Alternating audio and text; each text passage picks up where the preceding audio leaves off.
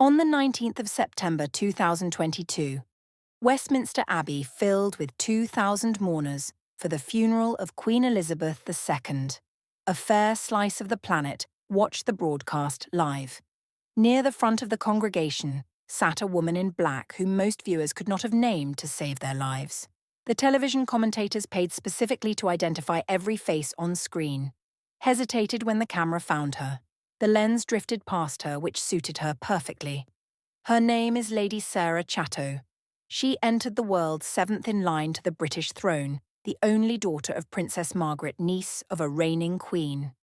Born inside Kensington Palace, christened at Buckingham Palace, before she could focus her eyes. By every rule of British celebrity, she belonged on magazine covers for 6 straight decades, trailed by photographers, and dissected in the Sunday papers. Instead, she chose paint, 2 sons, 1 durable marriage, and a flat refusal to explain herself to anyone holding a microphone. That refusal turned her into a puzzle the press could not leave alone. British newspapers, never comfortable with a royal who declines to perform, settled on a tidy story to account for her. They decided she had escaped something. Her mother's life supplied them with 40 years of headlines about heartbreak, scandal, cigarettes, and physical decline. So the press wrapped a frame around all of it and pinned a name to the frame. They called it the Margaret curse, and they cast Sarah as the one who slipped free. It forms a clean narrative. The doomed, glamorous mother, the wise daughter who fled the chaos to find peace far from the cameras. Clean narratives about royalty tend to fall apart the moment you check the dates against them. This one falls apart faster than most because the daughter never actually fled anywhere. The curse itself deserves a hard look before we travel any further, because a curse is not a historical event. Nobody recorded one. No hex, no cursed heirloom, no uninvited witch at the christening.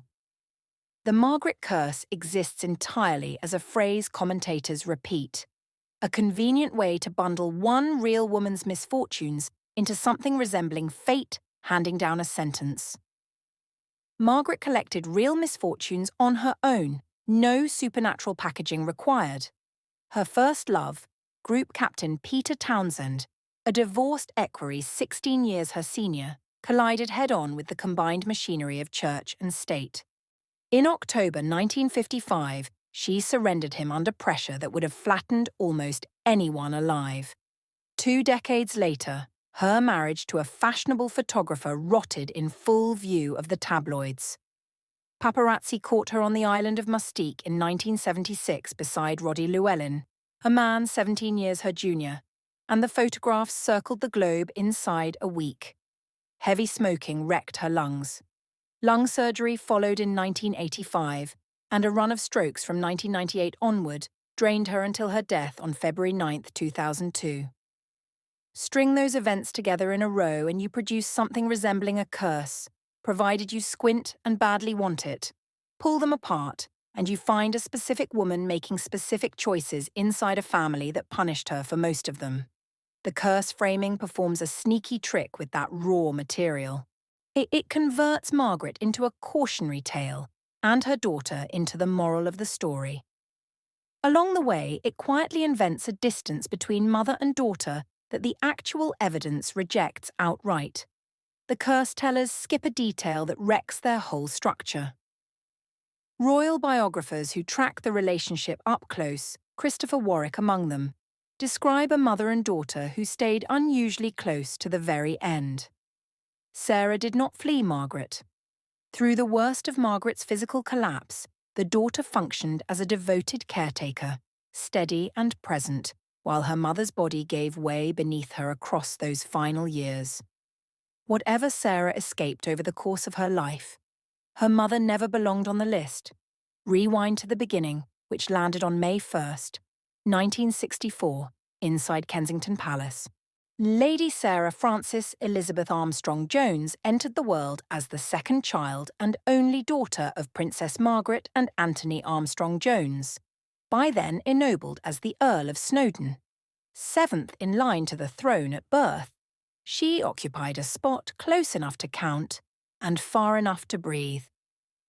The christening followed on July 13, 1964 in the private chapel at Buckingham Palace, an occasion kept as quiet and discreet as Sarah's adult life would later refuse to be. 5 godparents signed their names: Prudence Lady Penn, Jane Stevens, Marigold Bridgeman, David Fane, the 15th Earl of Westmoreland, and a man called Anthony Barton. That last name carries a small, well-hidden detonation. Barton belonged to her father's circle of close friends, which explains the godfather invitation cleanly enough. The invitation undersells him. He would at some point become one of Princess Margaret's lovers, which explains why royal christening guest lists reward a careful reader. A baby received into the Church of England by a man who would later climb into her mother's bed. The institution rarely advertised this kind of arrangement. It almost never reached the official record. Yet there it sat in plain view for anyone willing to follow the thread. Succession math runs one direction, downward. Cousins marry, babies arrive, and everyone already born slips one rung lower without lifting a finger. By early 2025, after the birth of Princess Beatrice's second daughter, Sarah drifted to 29th in line. Sliding from 7th to 29th across 60 years tells you nothing about her and everything about a family that never stops reproducing. In her case, the long slide downward reads less like a demotion than like an exit she walked toward on purpose. To grasp the home Sarah grew up inside, back up 4 years before her birth to 6th May 1960, when Princess Margaret married Anthony Armstrong-Jones in Westminster Abbey. The wedding pulled a television audience in the hundreds of millions. A fashionable photographer marrying a fashionable princess. For a while, it resembled exactly the modern royal romance the public craved. The look did not last. The resemblance did not survive its first real contact with the marriage itself. Both partners strayed repeatedly, with a grim sort of symmetry. Snowdon chased affairs with women including Anne Hills and Lucy Lindsay Hogg, while Margaret carried on with Robin Douglas Home, nephew of a former Prime Minister, and with that same Anthony Barton from the christening guest list, closing a small circle nobody wanted closed. Their household curdled into one of those marriages where 2 clever people compete to wound each other while the children stand downwind of the fallout. Buckingham Palace confirmed the separation on March 19, 1976, in the flat official language the institution keeps in reserve for disasters. The divorce concluded in May 1978. British newspapers reached instantly for their favourite line, announcing that the divorce ended a 4-century run, the first inside the senior royal family since Henry VIII in 1540. A statistic so satisfying that nobody felt the slightest urge to check it, so someone should check it. The 1540 claim is media shorthand. Like most media shorthand, it tidies away whatever proves inconvenient.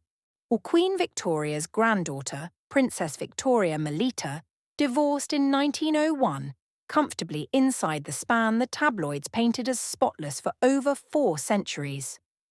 The Henry VIII line only holds if you quietly restrict it to the immediate inner circle of working royals and trust that your audience owns no history books, accurate with the qualifier, false without it, and the press almost always dropped the qualifier.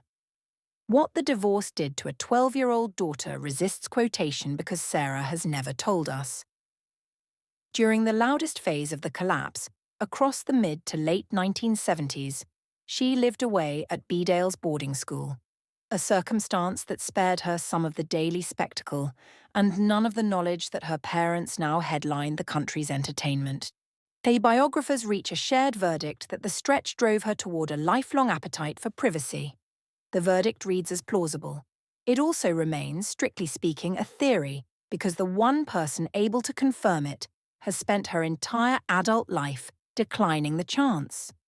Sarah's schooling pointed away from palaces from the very start. Her parents enrolled her at Bedales, a progressive independent school in Hampshire with a reputation for art, individualism, and a flat refusal to grind students into stiff conformity. She left it with a single A level in art, which tells you precisely where her attention settled and where it intended to stay. From Bedales, the road ran straight into the studio rather than the salon. She enrolled at the Camberwell School of Art, then trained formally at the Royal Academy Schools between 1989 and 1992. The kind of serious institutional grounding that separates a working painter from a dabbler with a famous surname. Prizes arrived to confirm the verdict. The Windsor and Newton Prize came in 1988, the Creswick Landscape Prize in 1990. Neither one handed over for the achievement of being a princess's daughter. The painting never stopped. Decades later, she still works as a painter, producing landscapes and portraits with the steady output of someone who treats it as a craft rather than a pastime for a bored aristocrat between lunches. One choice gives her away completely, and it sits on the gallery wall beside the canvases. The label reads Sarah Armstrong-Jones, her maiden name. Not Lady Sarah Chatto, not a royal style of any kind, nothing that might tempt a buyer to purchase a picture for its bloodline rather than its brushwork. That single decision draws a hard line between the artist and the royal. She has guarded the line across her entire career. A painter wants the painting judged on the painting.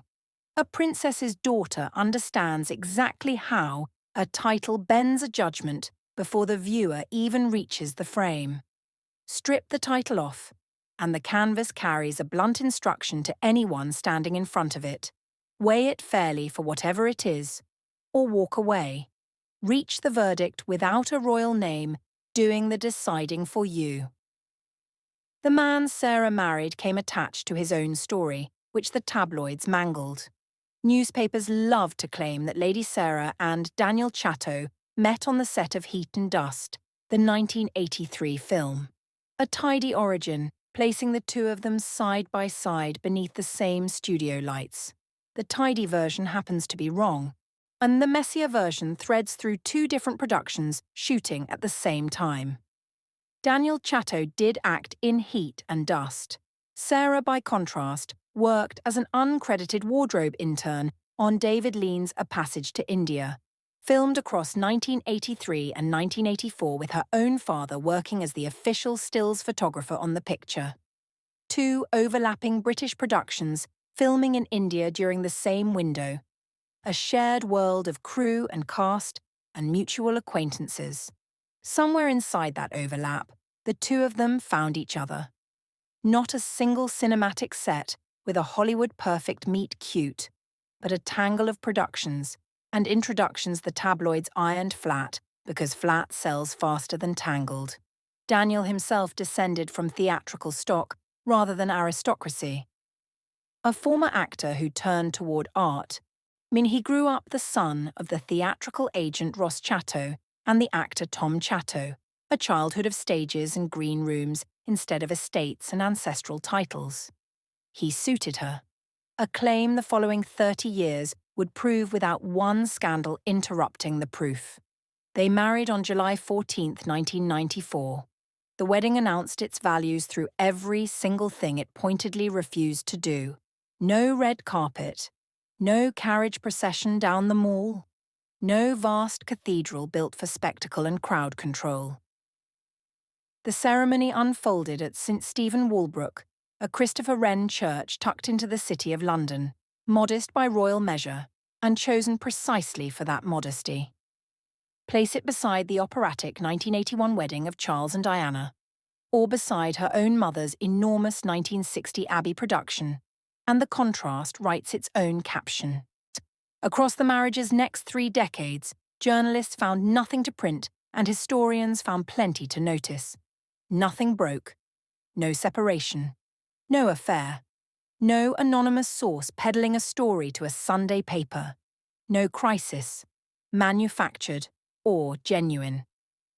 Inside a family where marital wreckage practically qualifies as a hereditary trait, a marriage with nothing whatsoever to report turned into a loud statement delivered in total silence.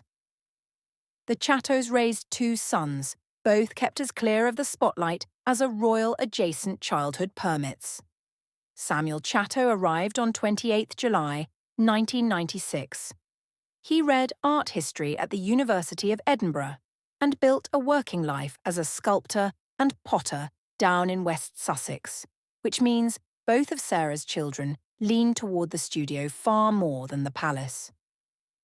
Arthur Chatto came along on February 5, 1999, and his path bent towards somewhere unexpected for a great-grandchild of a monarch. As a boy, he served as page of honour to Queen Elizabeth II from 2009 to 2015, carrying robes at state occasions, the standard ceremonial chore handed to a well-connected royal child. Then he did the thing almost none of them ever attempt. He joined the Royal Marines, not as a figurehead colonel-in-chief pinning medals on other men, but as an actual recruit grinding through commando training, reckoned among the hardest military courses in the British Armed Forces. Arthur began that training in the late summer of 2021. By the time the family gathered for Queen Elizabeth II's state funeral in September 2022, he stood among them as a serving officer in uniform. The green beret earned rather than gifted. It set Arthur's choice beside the modern royal career template, the one loaded with patronages, photo calls, and ribbon cuttings, and it looks almost defiant. A great-grandson of a king crawled through freezing mud to survive a course that washes out most of the men who attempt it. His grandmother once surrendered the love of her life to royal disapproval. Her grandson chose the harder uniform. 2 generations on, that gap between a surrendered romance and an earned green beret tells you more about how Arthur reads his own inheritance than any ribbon cutting ever could. Margaret, the Queen's younger sister, gave Sarah her place among the royal nieces, and that bloodline carried something rarer than rank. It carried trust. Of all the relatives orbiting Elizabeth II through her later years, Lady Sarah counted among the very few the Queen leaned on by deliberate choice, the sort of family member ushered into private rooms rather than positioned for public ones. At Balmoral, the royal family sheds a layer of its formality. The closeness between Queen and niece showed there in small recurring habits. They rode together to Sunday services at Crathy Kirk in the Queen's private car. A detail that sounds trivial until you weigh how few human beings ever shared that vehicle. Both of them loved Craigorwan Lodge on the estate, a modest house set against the castle looming nearby, and they spent long stretches of unguarded time there, well away from staff and lenses. The trust showed plainest at the moments that wounded the family deepest. When Prince Philip died and his funeral on April 17, 2021 shrank under pandemic restrictions to a tiny masked, distanced gathering of 30, Lady Sarah held a seat near the front, written onto a guest list trimmed to none but the closest. 18 months later, she attended the Queen's own state funeral on the 19th of September 2022, back at the scene where this whole story opened. The unrecognised woman in black who turned out to count among the most trusted figures in the entire House of Windsor. That trust quietly demolishes the curse narrative. A woman supposedly sprinting away from the doomed Margaret branch does not wind up riding in the sovereign's private car to church on a Sunday morning. The press built Sarah as the royal who ran. The Queen treated her as the relative to keep nearest. The Queen knew her own family far better than the tabloids ever managed. The press hunting for a label landed on a good one, the anti-royal royal. It captures her flat refusal to give interviews, her absence from the working roster of hospital visits and ribbon cuttings, her general allergy to the performance of monarchy as a paid job. As a nickname, it lands as a portrait of her actual position inside the institution. It quietly deceives. Sarah never left the royal establishment at all. She passes on the public duties. True, yet she holds the office of President of the Royal Ballet, a role she inherited directly from her mother, who occupied it before her. That is not the resume of somebody standing outside the institution looking in. That is somebody planted firmly inside it, working on her own terms, so accepting the pieces that interest her and dodging the pieces that arrive with cameras attached. Her capacity to live this way rests on money, a subject the curse narrative tends to skip because money spoils the romance. Declining the public duties means declining the public stipend, the sovereign grant funding that bankrolls working royals. A person can only afford that trade with private wealth standing behind her. Sarah inherited a fortune from Margaret after her mother's death in 2002, a sum later padded by the contentious 2006 auction of Margaret's estate, a sale staged partly to settle inheritance tax that sent her mother's jewels and belongings under the auctioneer's hammer in full public view. Privacy, put plainly, carries a price tag. Sarah commanded the means to pay it, set her against her older brother, and the contrast sharpens to a fine point. David Armstrong-Jones, the second Earl of Snowdon, runs a commercial furniture business and so lives nearer the public eye by the nature of the work. His marriage drew exactly the scrutiny his sister spent a lifetime dodging when his divorce from his wife Serena reached the press on February 17, 2020. Same parents, same childhood. Inside the same detonating marriage. Two opposite responses to it. One sibling built a public-facing career and swallowed the public-facing consequences. The other dissolved into paint and family and handed the newspapers absolutely nothing to print year after year. So did Lady Sarah Chatto escape the Margaret curse? An honest answer demands taking the question apart first, because the question smuggles in two assumptions, and both of them buckle the moment you lean on them. The first assumption insists that a real curse existed in the first place. It did not. Margaret lived a brutally hard life, packed with real grief. A love surrendered to royal pressure. A marriage that decayed in public. A body broken by decades of cigarettes. Yet a hard life carries no supernatural sentence threaded through a bloodline. Calling it a curse converts a real woman into a ghost story and lets everybody skip past the actual causes, which stayed stubbornly human and specific, and mostly landed on Margaret from an institution that allowed her painfully little room to breathe. The second assumption insists that Sarah escaped by breaking clear of her mother, that one collapses against the plain facts. Sarah did not run from Margaret through the strokes, the surgeries, saw the long decline that closed over her mother after 1998. The daughter stayed and nursed and remained close to the final breath. The biographers who studied the pair describe a bond among the warmest anywhere in the modern royal family. Whatever Sarah built for herself, she built it standing next to her mother, never in flight from her. What Sarah did do is subtler than escape and harder to pull off. She watched what publicity did to Margaret over the years and chose, point by point, against repeating it. She kept the parts of royal life she valued, the family closeness, the ballet presidency, the quiet trust of a queen, and she refused the parts that ground her mother down, the relentless interviews, the surrender of a private self to public appetite. No curse cracked. A woman simply studied the wreckage scattered across her childhood and decided, deliberately and early, to live a wholly different way inside the very same family. The outcome forms a kind of victory the tabloids can never quite forgive, because it generates no copy at all. Sarah Chatto turned 62 in 2026. She still paints under a name that buries her rank, still shares a roof with the same man she met in India 4 decades back, still sits 29th in a line she shows not the faintest interest in climbing. The woman the cameras could not name at her aunt's funeral claimed precisely the life she engineered for herself. Not an escape from a curse that never existed.